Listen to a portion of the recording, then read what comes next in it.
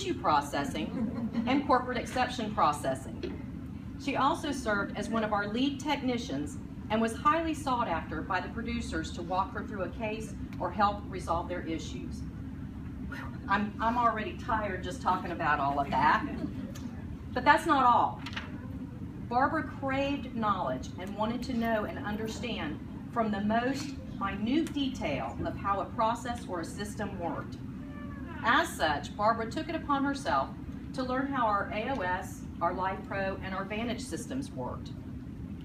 Now, it's important to note that in time, we all build understanding of how systems work and the impact on our process.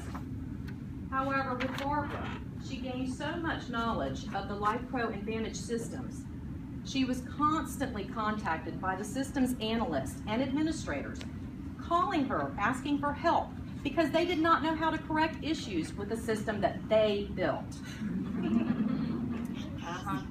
I know for sure there were a few times, or several times, that I would ask Barbara, hey Barbara, can you sign into the phones? We've got calls in queue. She'd point to the ear set and go, I'm on the phone with Vantage work request. They need my help. They're working on a systems issue. I'm like, okay, great. So, very much needed. But all kidding aside, Barbara was essentially a one-woman show. In reality, Barbara really could have been her own change in term conversion team. In our department, we have the OUR, which is Ownership, Urgency, and Responsiveness Superhero Initiative. As you know, Superman is known for his superpowers. Well, Barbara is our own superwoman. She is more powerful than a locomotive, steamrolling through exception requests and high-profile cases. And she is able to leap tall buildings in a single bound. On occasion, you may have seen what you thought was a plane flying over Prudential, but in reality, it was Barbara going above and beyond for the organization. She knows no kryptonite and possesses superhuman strength that her customers, her peers, and management highly admire and will miss. On a personal note, Barbara's priority is her family. She loves to spend time with them and doting on our beautiful grandchildren. She lives an extremely healthy lifestyle. It's salads, carrots, cantaloupe, water, tea, exercise. Me, I'm standing at her desk with a Coke and a bag of Doritos going, hey, I'm getting ready to go down for a cigarette.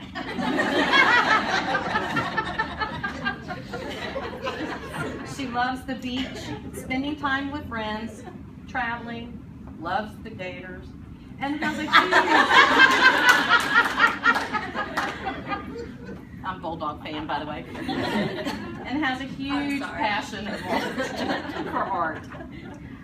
She does love to paint and is extremely good, as can be seen by these portraits that she has done. I myself do have a few pieces of her artwork hanging in my home that I do absolutely love and appreciate.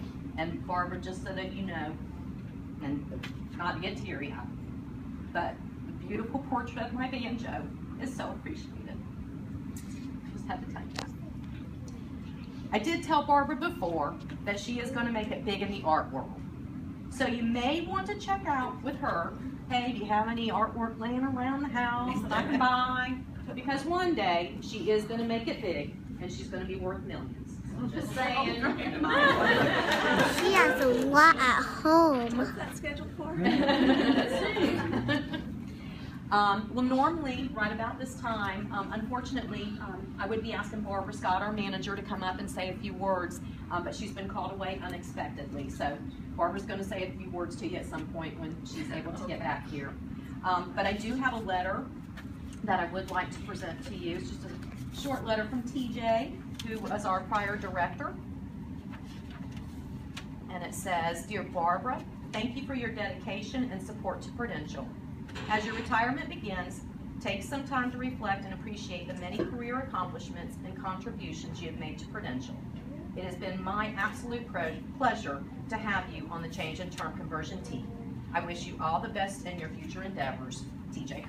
So you have it that are there, and I know Barbara has one for you as well. Let me put this right here. Bear with me, it's going in.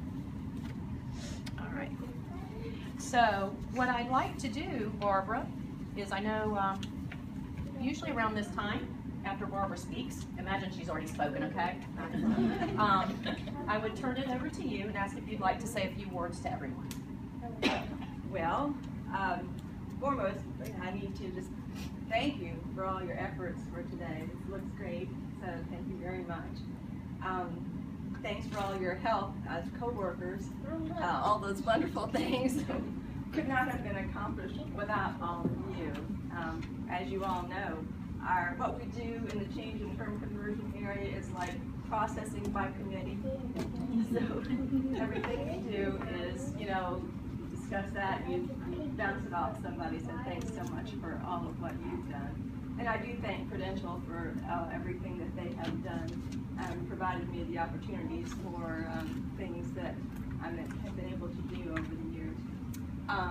That being said, I do have something that, if you will let me take a few minutes of time and share something with you that every now and then you read something that sort of speaks to you. And this is a little story. The person that wrote this was, I guess, an executive with Hallmark. He retired from that corporation, and this book is a little bit about, some little snippets about how he dealt with his creativity in the corporate world. So this one's called Painting a Masterpiece. Let's see. In your mind, conjure an image of the Mona Lisa. Visualize that masterpiece's subtleties of hue and tone as clearly as you can. Next, shift to the image of a paint-by-numbers Mona Lisa. Envision the flat, raw colors meeting hard edge one against the other. Now let me relate a fantasy about masterpieces, paint by numbers, and you. And it goes like this. Before you were born, God came to you and said, "Hi there. Just dropped by to wish you luck and to assure you that you and I will be meeting again, soon, before you know it. You're heading out on an adventure that will be filled with fascinating experiences. You'll start out as a tiny speck floating in an infinite dark ocean quite saturated with nutrients. So you won't have to go looking for food or a job or anything like that. All you have to do is float in the darkness and grow incredibly and change miraculously. And you'll sprout arms and legs and hands and feet and fingers and toes as if from nothing. Your head will take form, your nose, your mouth, your eyes, and ears will emerge. As you continue to grow bigger and bigger, you will become aware that this dark oceanic environment of yours, which when you were tiny seemed so vast, is now actually cramped and confining. And that will lead you to the unavoidable conclusion that you're going to have to find a bigger place. After much groping about in the dark, you will find an exit. Giant hands will pull you gently, but firmly, into an enormous room. There will be several huge people called adults, huddling around you, as if to greet you. If it is an old-fashioned place, one of these humongous adults may hold you upside down by the legs and give you a swat on the backside to get you going. Now, this is really old-fashioned. All of this will be what the big people on the other side call being born. For you, it will only be the first of your new life's many exploits. God continues, I was wondering, while you're over there on the other side, would you do me a favor? Sure, you chirp. Would you take this artist's canvas with you and paint a masterpiece for me? I'd really appreciate that. Beaming, God hands you a pristine canvas. You roll it up, tuck it under your arm, and head off on your journey. Your birth is just as God had predicted, and when you come out of the tunnel in the bright room, some doctor or nurse looks down at you in amazement and gasps, "Look, the kid's carrying a rolled up canvas under her." Knowing that you do not yet have the skills to do anything meaningful with your canvas, the big people take it away from you and give it to society for safekeeping until you have acquired the prescribed skills requisite to the canvas's return. While society is holding this property of yours, it cannot resist the temptation to unroll the canvas and draw pale blue lines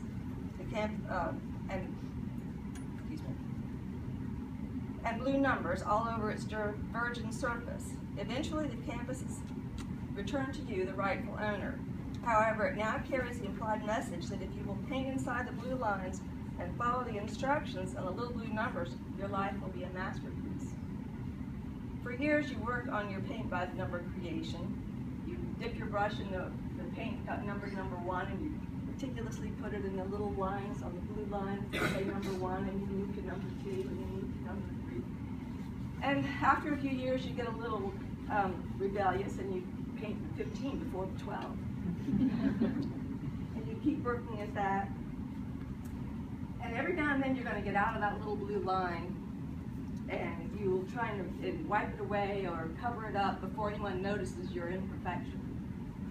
Finally, the time comes when you pull back from your painting and you look at it and you realize, this is not my masterpiece.